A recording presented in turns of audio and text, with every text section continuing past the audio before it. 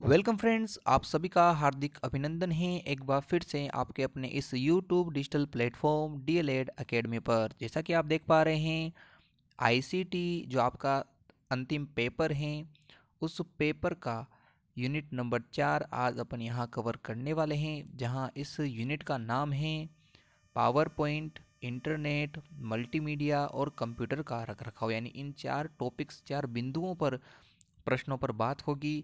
इस वीडियो के अंदर हम जितने भी एमसीक्यूज़ हैं यानी ऑब्जेक्टिव चार ऑप्शन वाले प्रश्न और जितने भी वन लाइनर क्वेश्चन हैं एक एक दो दो लाइन के, उन सभी प्रश्नों को यहाँ कवर कर लेंगे। मैंने आपकी सीरीज़ से ही इन एमसीक्यूज़ को लिया है, क्योंकि अगर मैं खुद प्रश्न बनाने जाऊँगा तो मुझे काफ़ी टाइम लगता है। इसलिए मैंने प्रश्न वही रखे हैं। आंसर मैं जब बताऊँगा तो आपको ध्यान देना है कि मैं किस प्रकार से आपको समझा रहा हूँ, क्योंकि ये चीज़ें ऐसी होती है कि आप खुद भी इनको कर लेते हो, परंतु जब इन प्रश्नों को आप पढ़ते हो तो आपको रटना पड़ता है। आप पीछे से आंसर देख के लगा लेते हो और फिर आपको रटना पड़ता है कि इसमें ये हैं, इसमें वो हैं।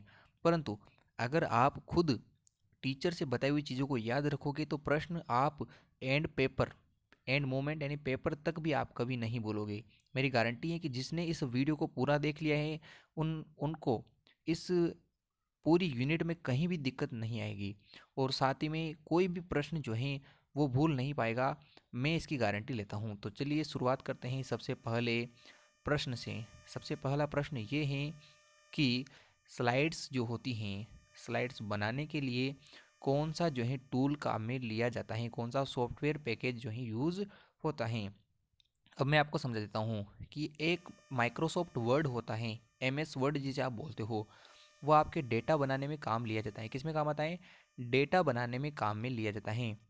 इसके अलावा जो पावर पॉइंट होता है वो आपके स्लाइड्स बनाता है। स्लाइड्स का मतलब होता है कि फ़ोटो या फ्रेम होते हैं कुछ, उनको आपने जोड़ लिया और आप उनको सबके सामने फ़ोटो के रूप में प्रदर्शित कर रहे होते हो। और जो आपके मल्टीमीडिया हैं, इसमें तो बहुत सारी चीज़ें होती हैं, जैसे कि आप फ़ोटो भी ऐड कर रहे हो, कोई आपने टेक्स्ट लिया है लिखा हुआ, वो भी आप उसको ऐड कर रहे हो। तो ये चीज़ें जो हैं काम में आती हैं। तो इस प्रश्न का जो सही आंसर है वो है पावर पॉइंट, जो है स्लाइड बनाने में और प्रेजेंटेशन में काम में लिया जाता है। आगे देखते हैं पावर पॉइंट का यूज़ क्या है। अभी मैंने आपको बताया कि पावर पॉइंट क्या है, प्रेजेंटेशन बनाता है और स्लाइड बनाता है। तो इसका आंसर हो जाएगा प्रेजेंटेशन बनाने में। इसके बाद अगला प्रश्न है एम एस पावर पॉइंट का पूरा नाम क्या है। एम एस का मतलब होता है माइक्रोसॉफ्ट, एम एस का मतलब हो जाएगा माइक्रोसॉफ्ट और पावर पॉइंट, तो इसका आंसर क्या हो जाएगा? Microsoft power point. अगला है कि पावर पॉइंट है किस प्रकार का सॉफ्टवेयर। क्या ये ग्राफिकल यूजर इंटरफेस है, कंट्रोल यूजर इंटरफेस है, ऑटो यूजर इंटरफेस है, या रिजर्व बैंक ऑफ इंडिया है। तो आपको पता है कि ये क्या है, एक ऑटो यूज़र इंटरफेस है, यानी कि यूज़र के अकॉर्डिंग जो है अपने जो है व्यू हैं उसमें चेंज कर लेता है। यानी कि प्रत्येक यूज़र अपने अकॉर्डिंग इसको चेंज कर सकता है। तो ये एक ऑटो यूज़र इंटरफेस है। अगला जो प्रश्न है वो है कि पावर पॉइंट प्रेजेंटेशन में जो व्यू होते हैं, दृश्य, वो कितने टाइप के हो सकते हैं। तो पावर पॉइंट जो प्रेजेंटेशन है उसमें अधिकतम 3 प्रकार के व्यू हो सकते हैं। जब आप इसका प्रयोग करोगे, प्रैक्टिकल करते हो, तो आपको जो है पता लगेगा कि 3 प्रकार के ही इसमें व्यू हो सकते हैं। प्रश्न नंबर 6 है पावर पॉइंट किसका हिस्सा है। बिल्कुल सीधा सा प्रश्न है। जिसने एम एस ऑफिस चलाया है उसको पता है एम एस ऑफिस में बहुत सारी चीज़ें होती हैं। M S PowerPoint, M S Word, M S Excel, तो एम एस एक्सेस, तो बहुत सारी चीज़ें हैं जो आप एम एस ऑफिस के अंदर पाते हो। उनमें से एक चीज़ पावर पॉइंट भी होती हैं। अगला है कि निम्न में से कौन सा प्रस्तुतिकरण प्रोग्राम है। प्रस्तुतिकरण का मतलब होता है प्रेजेंटेशन या स्लाइड को दिखाने का प्रोग्राम। तो कौन सा है? पावर पॉइंट है। मैंने आपको बताया कि शब्दों का खेल है, जिसको शब्द समझ में आता है प्रश्न भी आ जाएगा, नहीं आया तो फिर आपको प्रश्न जो है न तो प्रश्न का आंसर आएगा और न ही उसकी शब्दावली, फिर रटना पड़ता है। अगला है पावर पॉइंट में कौन सा जो है ऑब्जेक्ट स्लाइड पर लाया जाता है। ऑब्जेक्ट का मतलब होता है कौन सा विषय और क्या जो है आप स्लाइड पर यानी कि मुख्य स्क्रीन पर ला सकते हो। तो कोई भी चित्र जो है आप ला सकते हो आसानी से। कोई भी जो ग्राफ आपने बनाई है उसको भी आप मुख्य स्क्रीन पर ला सकते हो। और कोई आपने टेक्स्ट लिखा है, टाइप किया है, तो उसको भी जो है आप मुख्य जो स्लाइड हैं उस पर ला सकते हो। तो इसका आंसर क्या हो जाएगा? द। उपयुक्त सभी द पावर पॉइंट में जो है सब चीज़ें आप मुख्य स्क्रीन या मुख्य स्लाइड पर ला सकते हो। अगला प्रश्न है और 2015 में आया भी है कि पावर पॉइंट में जो दस्तावेज होता है, जो डॉक्यूमेंट आप बनाते हो, उसके अंदर आपको पृष्ठ संख्या, पेज नंबर, फुट नोट, यानी कि फुट नोट का मतलब होता है कि किसी भी पेज के नीचे की साइड में आप क्या लिखते हो, कोई भी तस्वीर जो है वो फ्रेम लगाना है तो ये किस टेब के अंदर होते हैं, यानी किस जगह पर इनको आप पा सकते हो। तो ऐसी जगह जहाँ से इन तीनों का आप यूज़ कर पाते हो वो है इंसर्ट टैब। वो जितने भी ऑप्शन होते हैं जहाँ जो इंपोर्ट करने होते हैं, जैसे ग्राफ, पृष्ठ संख्या, वो सभी इंसर्ट टैब में आपको देखने को मिलती हैं। आगे देखते हैं स्लाइड सॉर्टर व्यू क्या होता है। नाम से स्पष्ट है स्लाइड। सबसे पहले मैं आपको लिख देता हूँ SLIDE, ये हो गया आपका स्लाइड। अब अगला है सॉर्टर, SHORTER। सॉर्टर का मतलब होता है अक्षरों को मिनिमाइज करना, छोटा करना। तो यहाँ सिर्फ एक ऑप्शन है जिसमें आपको दिया हुआ है कि सभी स्लाइड्स को एक साथ मिनिएचर फॉर्म यानी छोटे फॉर्म में आपको दिखाएगा। आंसर स्पष्ट है, जिसने पढ़ा है उसको आ जाएगा, और जैसा मैं समझा रहा हूँ अगर वैसे पढ़ेगा तो भी समझ आ जाएगा, वरना उसको रटना पड़ेगा, और रटने से चीज़ें कहाँ तक याद रहेगी ये किसी के बस में नहीं होता है। तो अगला प्रश्न है कि MS पावर पॉइंट के अंदर कोई भी एक स्लाइड है, उसको प्रेजेंट करना है, अब वर्तमान में दिखाना है, तो किसका प्रयोग करोगे। तो याद रखना है कि पांचों उंगलियों का प्रयोग करके हम किसी भी फोटो को पकड़ सकते हैं। तो सिर्फ एक ऑप्शन है Shift+F5। तो किसी भी पावर पॉइंट प्रेजेंटेशन को अगर प्रदर्शित करना है, प्रस्तुत करना है, तो आप पांचों उंगलियों का प्रयोग करोगे, यानी F5 का प्रयोग करोगे। F5 का मतलब होता है फंक्शन की नंबर 5, और शिफ्ट बटन जो होता है उसको प्रेस करके F5 जब आप दबाते हो तो आपकी जो है स्लाइड प्रेजेंट होना स्टार्ट हो जाती हैं। अगला है कोई भी डॉक्यूमेंट को कॉपी करने के लिए क्या चाहिए। कॉपी करना है C, Ctrl+C, क्या आ जाएगा आंसर Ctrl+C। कॉपी करना है Ctrl+C, पेस्ट करना है Ctrl+V। ऐसे ही छोटे छोटे प्रश्न हैं जो हैं आपको याद रखने होते हैं। आगे देखते हैं, कॉपी वाला हो गया, इसके बाद है कट करना है आपको। तो डॉक्यूमेंट को कट करना है तो इसके लिए क्या चाहिए, कट करना है तो आप क्या करते हो, जैसे मान लो आपके पास एक पेज है, आपको कहा जाए कि ये पृष्ठ अब आपने जो है लिखा है वो सही नहीं है, तो आप क्या करते हो, पूरे इसको कट कर देते हो। कट करने के लिए किसका प्रयोग करते हो आप, एक्स का।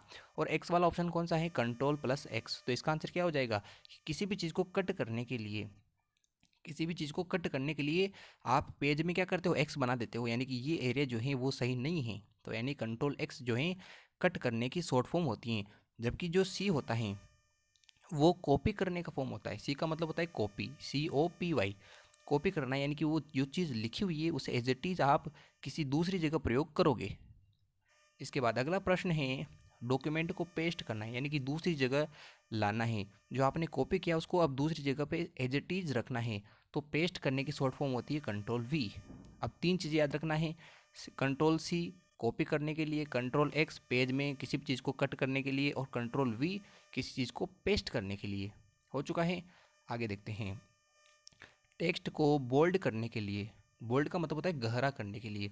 जैसे यहाँ पर हल्का लिखा हुआ है, अगर मुझे इसे गहरा करना है तो मैं इसकी साइज बढ़ाऊंगा पहले, और फिर इसे जब लिखूंगा तो थोड़ा सा आपको जो है अंतर दिखाई देगा तो लिखने में। तो जब अक्षरों को लिखावट में थोड़ा गहरापन, थोड़ा सा मोटाई उसके अंदर दी जाती है तो उसे कहा जाता है बोल्डनेस।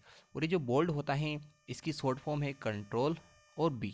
क्या है, बिल्कुल सीधा सा है कि अगर आपको टेक्स्ट को गहरे अक्षरों में लिखना है, मोटे अक्षरों में लिखना है, तो आप Ctrl+B का प्रयोग करोगे।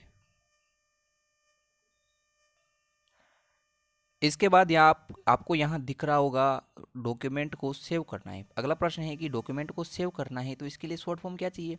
अब सेव करना है तो बिल्कुल सीधी सी बात है कि सेव करने के लिए S चाहिए, SAVE आप इसे अंग्रेजी में लिखते हो, तो S जो है आपका यहाँ आएगा ऑप्शन में, यानी कि Ctrl+S जो है वो क्या करता है, किसी भी चीज़ को सेव करता है, फाइल को सजो कर रखता है। अगला है डॉक्यूमेंट को बंद करना है। ठीक है, चलो बंद करते हैं। जब आपने प्रेजेंटेशन चालू किया था तो चारों हाथ जो है, चारों उंगलियां आपने काम ली थी, यानी कि F5 का आपने यूज़ किया था, तो आप एक अंगुली कम कर दो, यानी कि F4 जो है। इसका आंसर क्या आएगा, Ctrl+F4 का जो प्रयोग है वो किसी भी डॉक्यूमेंट को बंद करने के लिए होता है। चालू करने के लिए F5, कंट्रोल के साथ, शिफ्ट के साथ F5, और बंद करने के लिए Ctrl+F4। तो ये जो है इसका सही आंसर हो जाएगा। इसके बाद अगला है कि कोई भी डॉक्यूमेंट जो है ये आपको खोलना है। कोई भी डॉक्यूमेंट आपके सामने आ गया है, अब उसे आपको खोलना है, उसको देखना है कि इसके अंदर क्या है। तो खोलने को इंग्लिश में बोलते हैं ओपन। क्या बोलते हैं? ओपन करना। ओपन करने में सबसे पहला वर्ड क्या आता है? ओ। तो कंट्रोल प्लस ओ जो है इसका शॉर्ट फॉर्म हो जाएगा। बिल्कुल शब्दों पर गौर करना है। जिसको शब्द समझ में आया आंसर उसी के पास है, जिसको नहीं आया फिर वो खोजता रहेगा या किसी और से पूछेगा पेपर के अंदर। अगला है किसी भी चीज़ को अंडू करना है। एक होता है अंडू, एक होता है रीडू, कि पहले जैसा करना और पहले जैसा या फिर थोड़ा सा बैकअप लेना।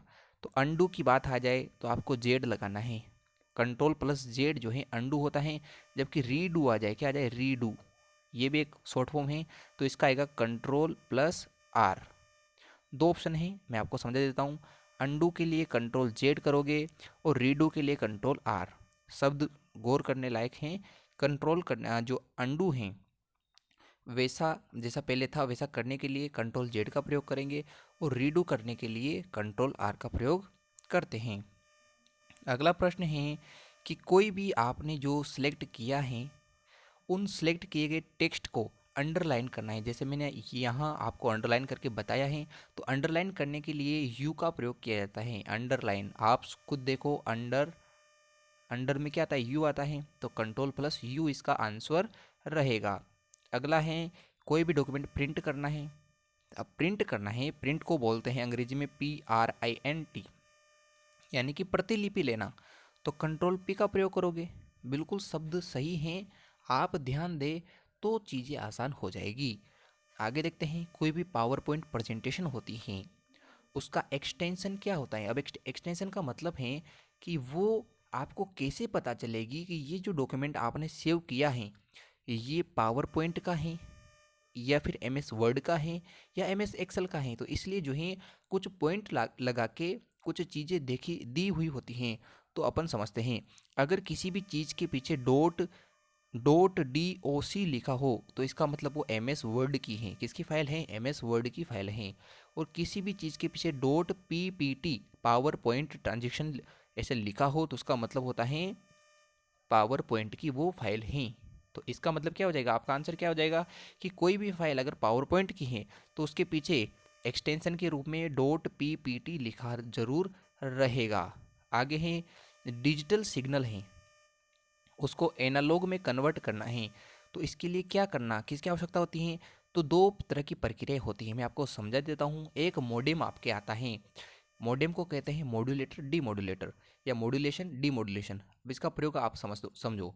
सबसे पहला जो एक काम होता है कि एक डिजिटल सिग्नल है उसको आपने एनालॉग में बदलना है। अब डी को ए में बदलना है तो आप एम का प्रयोग करोगे। डी डी को किस में बदलना है? ए में, तो आप एम का प्रयोग करोगे। अब मैं आपको समझा देता हूँ क्योंकि ट्रिक है, सबको याद नहीं रहता है, पेपर के टाइम तक भूल जाते हैं। अगर डिजिटल को एनालॉग में बदलना है तो एम का प्रयोग करोगे, यानी कि मॉड्यूलेशन जो है उस प्रक्रिया का प्रयोग करोगे।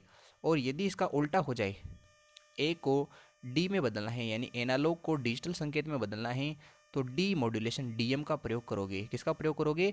डीएम का। तो यहाँ प्रश्न पूछा गया है कि डी को डिजिटल को एनालॉग ए में बदलना है तो किसका प्रयोग करोगे आप? मॉड्यूलेशन प्रोसेस का। और अगर प्रश्न ऐसा आ जाए कि एनालॉग को डिजिटल में बदलना है तो वो डी मॉड्यूलेशन वाली प्रक्रिया हो जाती है। अगला है कि मॉडेम का पूरा नाम क्या है। अभी मैंने आपको बताया कि मॉड्यूलेटर डीमॉड्यूलेटर यानी मॉड्यूलेशन और डीमॉड्यूलेशन दोनों का काम करता है। दोनों संकेतों को आपस में बदलने वाला जो उपकरण है वो मॉडेम कहलाता है। अगला प्रश्न है कि कंप्यूटर के जो सिग्नल होते हैं, जो संकेत होते हैं, उनको टेलीफोन के तारों के माध्यम से कहीं आपको भेजना है तो इसके लिए आप किसका प्रयोग करते हो? तो वो है मॉडेम।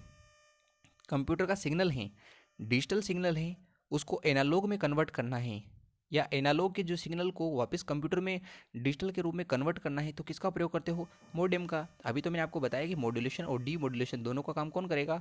तो मॉडेम करेगा। तो ये एक आपके जो है उपकरण होता है जो दोनों काम कर लेता है, यानी संकेतों को आपस में बदलने का काम कौन करता है? मॉडेम करता है। अगला प्रश्न है कि वह यंत्र जो सिग्नल बदलता है, सिग्नल को एक्सचेंज करता है दोनों में, तो वो कौन सा था? अभी मैंने आपको बताया मॉडेम। दोनों काम करेगा, किसी भी संकेत को किसी में भी कन्वर्ट करना हो, डिजिटल को एनालॉग में बदलना हो या एनालॉग को डिजिटल में बदलना हो, मॉडेम ही यूज होता है। आगे देखते हैं प्रश्न नंबर 27। मॉडेम के अंदर ऐसा सॉफ्टवेयर जो संकेतों को बदलने का काम करता है वो फर्मवेयर कहलाता है। फर्मवेयर, इसको फर्मवेयर नहीं बोलते, इसको बोलते हैं फर्मवेयर। क्या है? फर्मवेयर। रटने की चीज़ें बट याद हो जाएगा। आप याद रख सकते हो एम एफ माई फेवरेट, याद रख सकते हो माई फेवरेट, यानी कि मॉडेम के अंदर जो है फर्मवेयर नाम का सॉफ्टवेयर आता है। और आगे रख सकते हो कि नेटवर्क का सबसे छोटा रूप क्या होता है। अब मैं आपको छोटी सी डिटेल दे देता हूँ ताकि आपको नेटवर्क के बारे में याद रहे कि नेटवर्क क्या होता है। अब समझने की बात यह है कि नेटवर्क के 3 मुख्य प्रकार होते हैं, LAN, लेन, वेन और इसके अलावा मेन। ये नहीं होता है। अब समझते हैं जो सबसे छोटा रूप है उसे बोलते हैं लेन, यानी कि लोकल एरिया नेटवर्क, जो एक सीमित क्षेत्र कुछ दूरी तक चलता हो। एक होता है वाइड एरिया नेटवर्क जो ज़्यादा दूरी कवर कर सके, और एक होता है मेट्रोपॉलिटियन एरिया नेटवर्क जो बड़ी बड़ी सिटियों के अंदर जो काम में लिया जाता है वो है मेट्रोपॉलिटियन एरिया नेटवर्क। तो आपसे प्रश्न यहाँ ये पूछ रहा है 28वें में कि नेटवर्क का सबसे छोटा रूप क्या है। तो सबसे छोटा रूप का मतलब ये होता है कि सबसे कम दूरी तक जो नेटवर्क फैला हुआ होता है, जो लोकल हैं। अब अपन कहते हैं ना कि एक चीज़ ब्रांडेड होती है, एक चीज़ होती है लोकल, तो वो लोकल वाली जो बात है वो लोकल एरिया नेटवर्क LAN में आएगी। तो सबसे छोटा रूप वो होता है। उससे बड़ा वाला होता है आपके वाइड एरिया नेटवर्क, फिर उससे बड़ा होता है मेट्रोपोलियन एरिया नेटवर्क। अब आपसे पूछ रहा है कि लेन जो है इसका भौगोलिक दायरा, इसका भौगोलिक का मतलब कि कहाँ तक जाता है। तो कहाँ तक होता है, तो ये कुछ छोटी दूरी, यानी कि ऐसा नहीं है कि कुछ किलोमीटर नहीं होता। छोटी दूरी का मतलब होता है कि लगभग कुछ एरिया जो है ये कवर करता है। तो छोटी दूरी के लिए जो नेटवर्क होता है वो है लोकल एरिया नेटवर्क। बड़ी दूरी के लिए जो होता है वो है वाइड एरिया नेटवर्क। आगे देखते हैं कौन सा नेटवर्क का प्रकार नहीं है। अभी मैंने आपको बताया कि LAN लोकल एरिया नेटवर्क है, WAN वाइड एरिया नेटवर्क है, और MAN मेट्रोपॉलिटन एरिया नेटवर्क। तो NAN नाम का कोई जो है नेटवर्क कंप्यूटर वाला नहीं होता है। अगला है वेन का फुल फॉर्म। अभी मैंने आपको बताया है वेन का फुल फॉर्म क्या हो जाएगा, वाइड एरिया नेटवर्क। अगला है MAN का फुल फॉर्म क्या होता है। MAN का फुल फॉर्म होता है मेट्रोपॉलिटन एरिया नेटवर्क। और LAN का पूछ ले तो आपको याद रखना है लोकल एरिया, AREA और नेटवर्क। तो ये चीज़ें आपको याद रखनी होती हैं। आगे देखते हैं इलेक्ट्रॉनिक भुगतान करना है। इलेक्ट्रॉनिक का मतलब होता है कि इंटरनेट की आपको जो आपने लिया है उसके उसके पैसे किसी को भेजने हैं, उसका भुगतान करना है, तो क्या प्रयोग करते हो, डिजिटल करेंसी। तो आजकल आपको पता है कि जैसे डिजिटल करेंसी के रूप में जैसे आजकल भारत का रुपया के नाम से जो है आज भारत ने डिजिटल करेंसी लॉन्च की है। क्रेडिट कार्ड, यानी आप जो ATM डेबिट कार्ड ये लेते हो उनके माध्यम से भी पेमेंट कर सकते हो। और ई केस का मतलब जैसे फ़ोन पे, गूगल पे, इसके अलावा आपके क्या आता है वो पेटीएम। तो इनके अंदर जो केस पड़ा हुआ होता है इन सभी के माध्यम से आप जो है पेमेंट कर पाते हो, यानी कि उपरोक्त सभी जो है इलेक्ट्रॉनिक भुगतान के माध्यम हैं। अगला है ईमेल क्या है। तो ईमेल क्या है, तो ये ऑनलाइन कम्युनिकेशन के लिए होता है। ऑफलाइन तो होता ही नहीं है, जब इंटरनेट नहीं है तो आप ईमेल कैसे करोगे, इंटरनेट के बिना मेल नहीं कर सकते। तो ऑनलाइन कम्युनिकेशन या ऑनलाइन मेल भेजने के लिए जो प्रयोग में लिया जाता है उसे कहते हैं ईमेल। अगला प्रश्न है जो और 2017 में यहाँ से आया भी है कि इंटरनेट की सहायता से आप व्यापार कर रहे हो। और 2019 का भी प्रश्न है कि इंटरनेट का यूज़ करते हुए आपने व्यापार किया है, व्यवसाय किया है, तो वो क्या कहलाएगा, ई-कॉमर्स। कॉमर्स का मतलब ही होता है व्यापार करना, व्यवसाय करना। और अगर ऐसा कॉमर्स जो इंटरनेट की सहायता से किया जा रहा हो तो क्या कहलाएगा, ई-कॉमर्स। अगला है कंप्यूटर नेटवर्किंग का प्रकार का उदाहरण है। लोकल एरिया नेटवर्क है, मेट्रोपॉलिटन एरिया नेटवर्क है, वाइड एरिया नेटवर्क है, यानी कि सभी हैं। नेक्स्ट प्रश्न, नेटवर्क का मुख्य उद्देश्य क्या है। आप नेटवर्क का प्रयोग क्यों करते हो। आपको साधनों का साझा उपयोग करना है, यानी कंप्यूटर बहुत सारे होते हैं, उनमें जो जानकारियां हैं उनको आपको साझा करना है, एक दूसरे को भेजना है, इसलिए भी प्रयोग करते हो। बातचीत करने के लिए भी आप कंप्यूटर का यानी नेटवर्क का प्रयोग करते हो। और विश्वसनीयता, रिलायबिलिटी जो है बनी रहती है कि हाँ आपको एक दूसरे से जो सूचनाएं प्राप्त हुई वो अच्छी हैं, सही हैं। तो इसलिए जो है आप नेटवर्क का प्रयोग करते हो, यानी क्या हो जाएगा, आंसर द जो है इसका सही हो जाएगा। नेक्स्ट प्रश्न है मल्टीमीडिया में क्या होता है। नाम से ही स्पष्ट हैं, मल्टी यानी बहुत सारे, और मीडिया जिसमें माध्यम का प्रयोग होगा, यानी कि जिसके अंदर ऑडियो फॉर्मेट भी सुनाई में देता है, लिखे हुए भी चीज़ें दिखाई देगी, और ग्राफिक्स यानी कि फ़ोटोज़ भी जो है आप यूज़ कर पाओगे, वीडियोज़ भी जो है आप यूज़ कर पाते हो। तो आंसर बिल्कुल सीधा सा है, मल्टीमीडिया का मतलब बहुत सारे मीडियाज़ का एक साथ प्रयोग करना। URL का फुल फॉर्म क्या होता है? मैंने आपको टेलीग्राम पर PDF प्रोवाइड करवाए हैं, तो उसमें जो आपने देखा होगा कि URL का मतलब होता है यूनिफॉर्म रिसोर्स लोकेटर, इसका फुल फॉर्म होता है। अगला प्रश्न है कि कोई भी एक जो वेबसाइट होता है उसका नाम कैसे लिखा जाता है? तो जो भी वेबसाइट होती हैं उस वेबसाइट को आप यूनिफॉर्म रिसोर्स लोकेटर के नाम से जानते हो। तो आपका जो वेबसाइट है उसे आप URL कहते हो।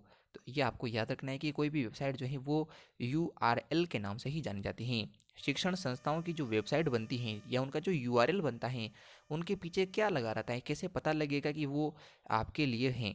तो मैं आपको समझा देता हूँ। शिक्षण को बोलते हैं, इंग्लिश में शिक्षा को बोलते हैं एजुकेशन। तो एजुकेशन का मतलब होगा कि जिसके पीछे .edu लिखा होगा वो किसका आंसर है? तो वो है शिक्षण संस्थाओं के लिए। और जो कमर्शियल हैं, व्यवसायिक संस्था जो साइट होती हैं उनके पीछे .com लगा रहता है। और जो ऑर्गेनाइजेशन होती हैं, जो संस्थाएं होती हैं बड़ी बड़ी, उनके लिए .org का प्रयोग किया जाता है। तो ये तीन चीज़ें आपको समझनी है कि शिक्षण संस्थाओं के लिए .edu, व्यवसाय के लिए .com, और जो संस्थाएं होती हैं शिक्षण की न होकर जो अलग अलग संस्थाएं होती हैं उनके लिए .org लिखा होता है, ऑर्गेनाइजेशन के लिए वो होती हैं। अब एक अच्छा सा प्रश्न ये है कि आपने अपने कंप्यूटर से दूसरे कंप्यूटर में किसी फाइल को भेजा है, यानी कि आप अपने फाइल को किसी दूसरी जगह क्या कर रहे हो, लोड कर रहे हो, तो उसे कहते हैं अपलोड। अपलोड का मतलब क्या होता है कि आपने अपनी फाइल को किसी दूसरी जगह भेज दिया, तो वो अपलोड होता है। और अगर किसी फाइल को, दूसरी फाइल को आपने अपने कंप्यूटर में लिया होता तो वो डाउनलोड कहलाता है। दोनों चीज़ें समझने की होती हैं। डाउन का मतलब होता है कि आपने लिया, अप का मतलब होता है कि आपने भेजा, और लोड करने का मतलब आपने दूसरी जगह।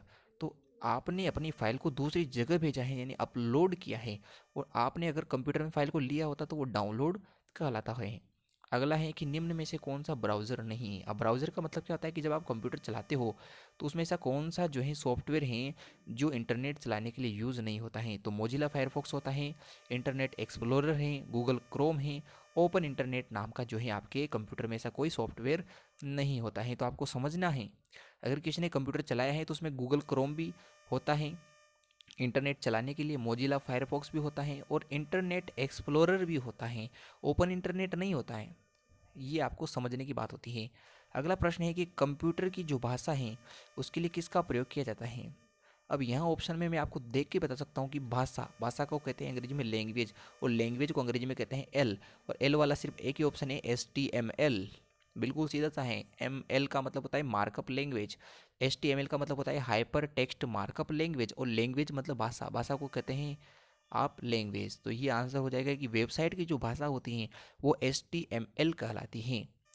आगे है गूगल क्रोम किसका उदाहरण है? गूगल क्रोम की बात करें, अब मैंने आपको बताया कि Google Chrome, internet explorer, Mozilla Firefox, ये तीनों क्या हैं? वेब ब्राउज़र हैं। क्या हैं?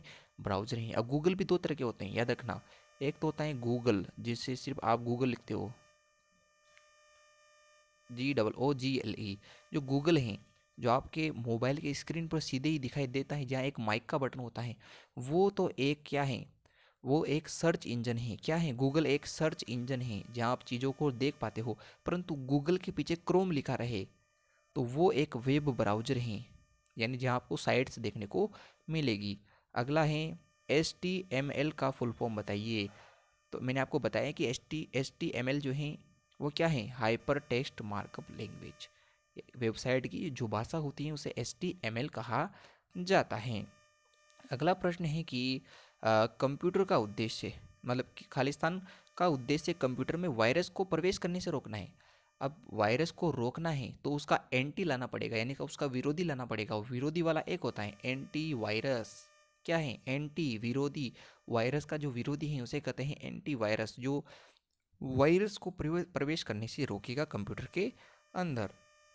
उसके बाद अगला है कि आजकल वायरस को फैलने के लिए जो मुख्य सबसे बड़ी बात है वो क्या है, यानी कि कंप्यूटर के अंदर वायरस क्यों फैलता जा रहा है?